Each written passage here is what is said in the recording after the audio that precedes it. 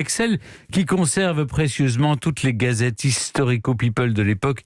Clémentine Portier-Kaltenbach. Aujourd'hui, Clémentine, vous nous parlez d'une histoire d'amour entre Mirabeau, le révolutionnaire, même si le mot est un peu galvaudé dans son cas, parce que il a eu plusieurs discours en même temps, et une certaine Sophie de Ruffey, oui, la belle marquise. C'est vrai, c'est vrai, Stéphane, parce que vous nous aviez beaucoup parlé de Mirabeau, le tribun, l'homme politique, mais là, c'est de l'homme amoureux dont je veux vous parler. Et cette Sophie de Ruffey, figurez-vous qu'elle est mariée à 17 ans par son papa, à un veuf, président à la Cour des comptes de Dole, qui a, tenez-vous bien, 49 ans de plus qu'elle. De plus en plus.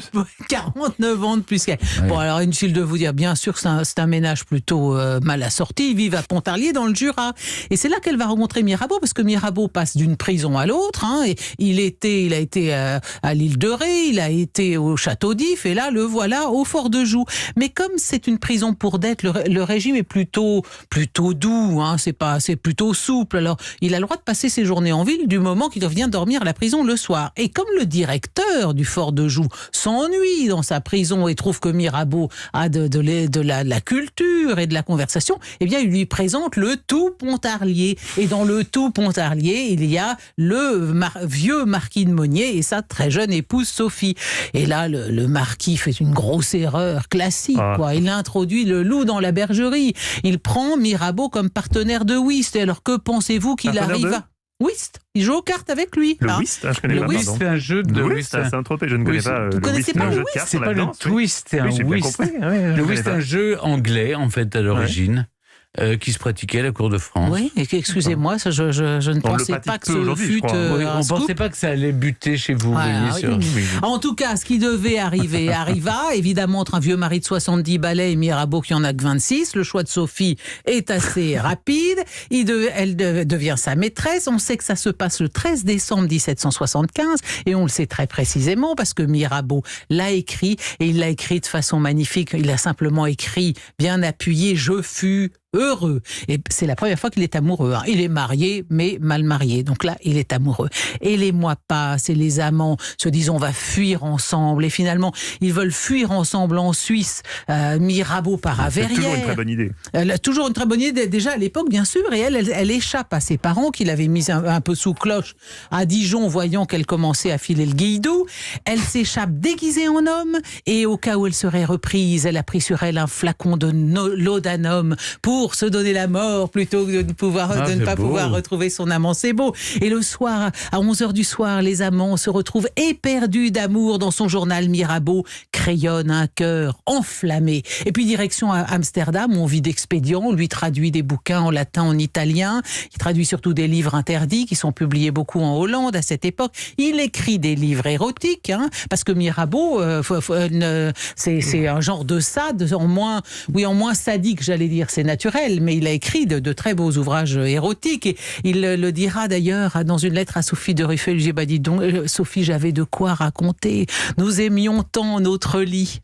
Il a dû se passer des choses dans leur lit en Hollande. Et pendant ce temps-là, leur père, comme on dirait de nos jours, ne reste pas inactif. Ils les font condamner par contumace. Mirabeau, condamné à mort pour rapt, et Sophie de Ruffey, condamnée au couvent à vie pour adultère. Donc les jeunes filent le guilledou, mais pendant ce temps-là, ils sont quand même gravement menacés. Et ce qui est extraordinaire, c'est que ils avaient des dettes en Hollande, et quand vous aviez des dettes, on ne pouvait pas vous extrader. Et ben le père de Mirabeau va payer les dettes de son fils pour pouvoir le faire extrader, pour pouvoir le faire mettre en prison. Donc il se retrouve. Elle, malheureuse Sophie, elle a essayé de boire son laudanum quand elle se fait arrêter. Elle n'a pas le temps. Elle se retrouve elle va se retrouver dans un couvent pendant 5 ans. Lui, il va se retrouver à Vincennes pendant 3 ans de prison pour avoir rapté la femme qu'il aime et réciproquement. Ça a été quand même, ça a été très loin. Entre-temps, elle accouche d'une petite fille qui s'appelle Gabrielle Sophie. Là encore, c'est très beau parce que c'est une enfant de l'amour qui porte le prénom des 2 protagonistes.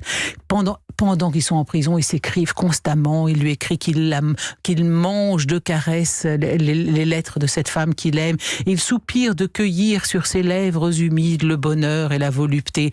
Ils utilisent un code secret pour parler d'amour. Et quand ils n'ont plus d'encre, parce qu'elle leur est rationnée, ils font tremper des clous dans du vinaigre et ils écrivent avec ce liquide-là. Voilà. Mais enfin bon, ils vont se revoir. Tremper des clous dans le vinaigre, c'est une superbe histoire d'amour.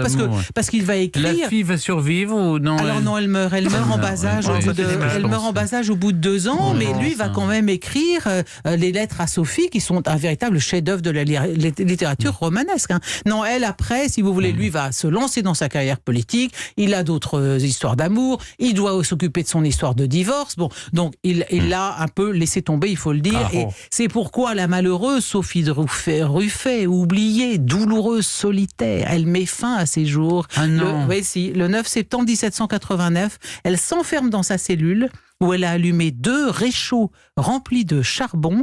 Et pour ne pas courir le risque d'échapper à la mort, elle s'attache par le pied à son lit et elle attend les effets de l'asphyxie. Elle avait 35 ans. On raconte que c'est à l'Assemblée nationale que Mirabeau fut informé de la funeste nouvelle de sa mort. Il sortit avec un air désemparé et fut 2 ou 3 jours sans reparaître à l'Assemblée. Fin de cette belle histoire d'amour. En attendant, je suis quand même allé voir le château où se sont noués ses amours, à Nance-sous-Sainte-Anne dans le Doubs, c'est à une 40 km de Pontarlier. Figurez-vous que de nos jours, le château s'appelle le château Mirabeau. Alors moi, je me place du point de vue du mari cocu. oui. Hein. S'il voit ça du haut du ciel, son château a été baptisé du nom de l'amant de sa femme. C'est quand même pas cool. Hein. C'est pas cool. Ce que c'est que la notoriété. Ça peut vite se retourner contre